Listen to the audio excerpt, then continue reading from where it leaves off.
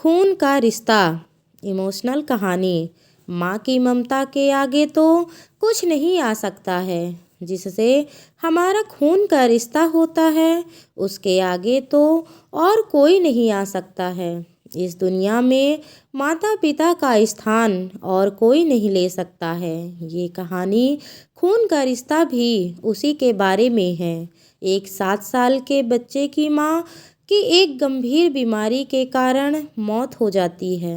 कुछ समय के बाद उस बच्चे के पिता अपने बच्चे को माँ का प्यार मिले ये सोचकर एक दूसरी शादी कर लेते हैं।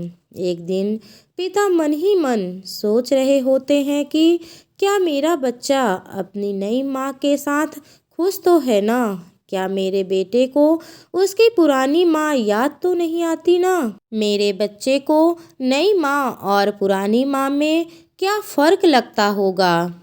वो अपने बच्चे को अपने पास बुलाते हैं। पिता अपने बेटे से पूछते हैं कि तुझे तेरी नई माँ और पुरानी माँ में क्या फ़र्क लगता है? बच्चा अपने पिता को बहुत ही धीमी आवाज़ से कहता है कि मेरी पुरानी माँ झूठी थी और ये नई माँ सच बोलती है। बच्चे का जवाब सुनकर उसके पिता हक्के बक्के रह गए। पिता ने बच्चे से पूछा कि जिस माँ ने तुझे जन्म दिया है और पाल पोस कर के इतना बड़ा किया वह माँ तुझे झूठी क्यों लगती है और ये कल की आई हुई औरत तुझे सच्ची क्यों लगती है? बच्चा बोला, मेरी पुरानी माँ मुझे हमेशा कहती थी कि अगर तू मस्ती करेगा तो मैं तुझे खाना नहीं दूंगी। मैं फिर भी खूब मस्ती करता था। इसके बावजूद भी वो मुझे पूरे गांव से ढूंढ कर लाती थी और मुझे अपने हाथों से खाना खिलाती थी। मेरी नई माँ भी यही कहती है कि अगर तू मस्ती करेगा तो मैं तुझे खाना नहीं दूंगी। और आज मैं सच में पूरे दिन से भूखा हूँ। अपने छोटे से बच्चे की बात सुनकर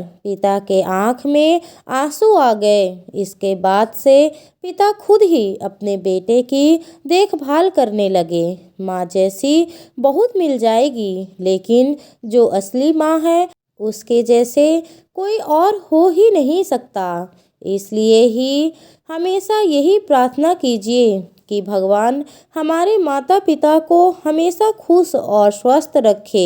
मंदिर में जाकर भगवान को पूजने से पहले अपने माता पिता को ज़रूर पूजें। हमारी असली माँ का स्थान और कोई नहीं ले सकता, चाहे वो कितनी भी कोशिश क्यों ना कर ले। माँ तो माँ होती है और हमारे खून के रिश्ते की बराबरी कोई नहीं कर सकता है। आपके क्या विचार हैं इसके बारे में मुझे कमेंट में ज़रूर बताइए। और अगर आपको हमारी कहानी खून का रिश्ता अच्छी लगी हो तो अपने दोस्तों के साथ भी शेयर कीजिए और कमेंट में ज़रूर बताइए कि कैसी लगी हमारी कहानी।